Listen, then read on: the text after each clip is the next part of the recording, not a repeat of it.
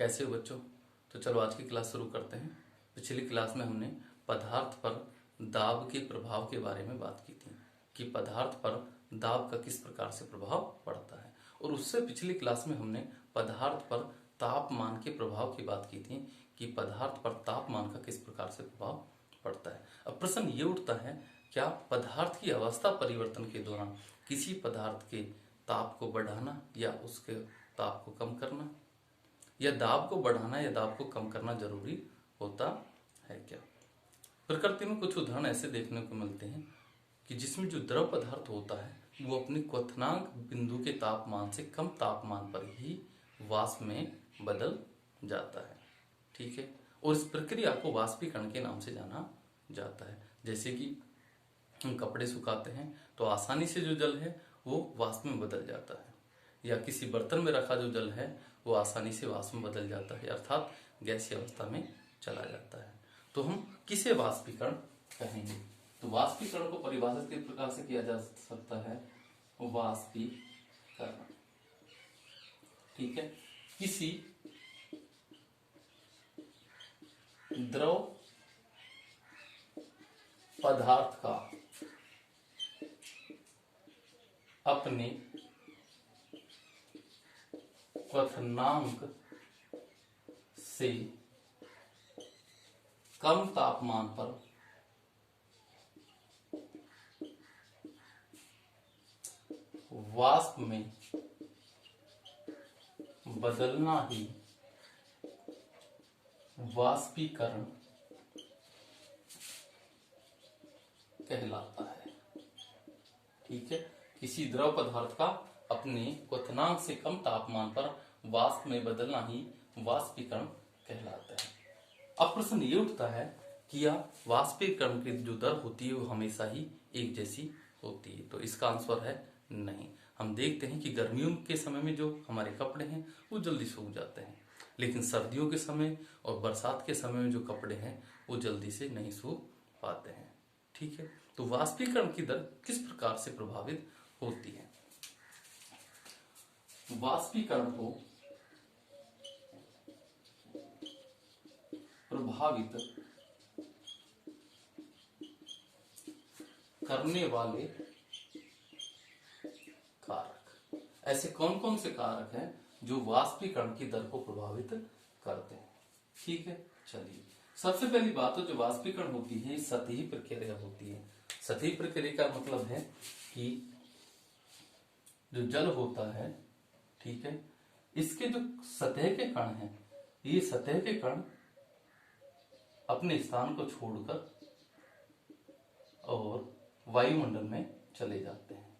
सतह के कण उठकर वायुमंडल में जाते हैं, इसलिए इसे सतही प्रक्रिया के नाम से जाना जाता है, या मैं यूं कहूं ये एक सतही प्रक्रिया है।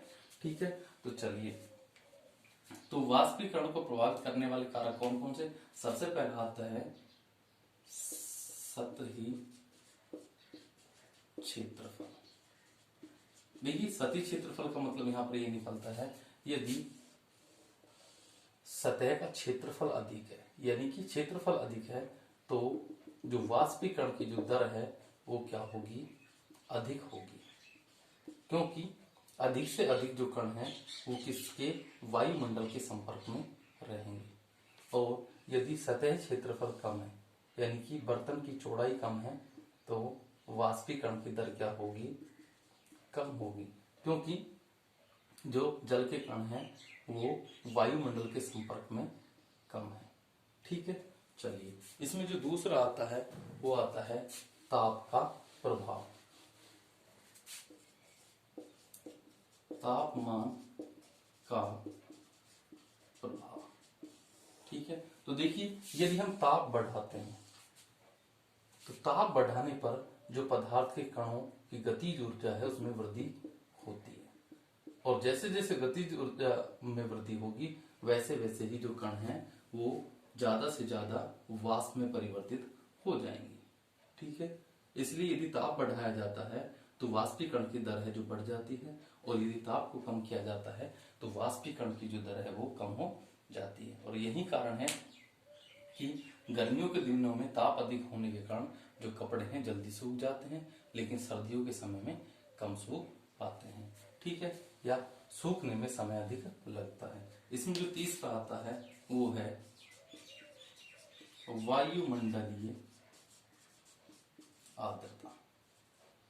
वायुमंडलीय आर्द्रता का मतलब यहाँ पर निकलता है कि एक निश्चित तापमान पर वायुमंडल में उपस्थित जल वाष्प के कण। अब देखिए, यदि वायुमंडल में पहले से ही जल वाष्प के कण हैं, उसकी मात्रा अधिक है यानी कि आर्द्रता अधिक है, तो ऐसे में जो वाष्पीकरण की जो दर है वो कम हो जाती है। और यदि वायुमंडल में जल वाष्प के कणों की संख्या कम है तो ऐसी स्थिति में जो वाष्पीकरण की दर है वो बढ़ जाती है। ठीक है, और यही कारण होता है कि गर्मियों के दिनों में जो हमारा वायुमंडल है उसमें जल वाष्प की मात्रा कम होती है, इस कारण कपड़े जल्दी सूख जाते हैं। लेकिन सर्दियों के समय और बरसात के समय में जो कपड़े हैं वो जल्दी नहीं सूख पाते हैं। इसमें जो चौथा आता है वो आता है वायु की गति। देखिए, वायु की जब गति अधिक होती है तो वायु की गति अधिक होने पर जो वायुमंडल में उपस्थित जलवाष्प होता है उस जलवाष्प के जो कण हैं उनको वायु अपने साथ उड़ाकर ले जाती है। तो जिस स्थान से जलवाष्प के कण उड़कर आगे पहुंचे हैं उस स्थान पर जो जलवाष्प है उनकी कमी हो जाती है, यानी कि जल की आर्द्रता की कमी हो जाती है, वायुमंडल में जल की कमी हो जाती है। तो ऐसी स्थिति में क्या होता है कि जब वायु की गति तेज होती है तो वायु की गति तेज होने पर वाष्पीकरण की जो दर है वो बढ़ जाती है। लेकिन यदि वायु की गति कम है यानी कि धीमी है तो ऐसी स्थिति में जो जलवाष्प के कण है वो वायुमंडल में एक निश्चित स्थान पर अधिक समय तक बने रहते हैं, जिसके कारण वाष्पीकरण की दर क्या हो जाती है, कम हो जाती है। ठीक है बच्चों, आज की क्लास में इतना ही, बाकी बातें कल करेंगे।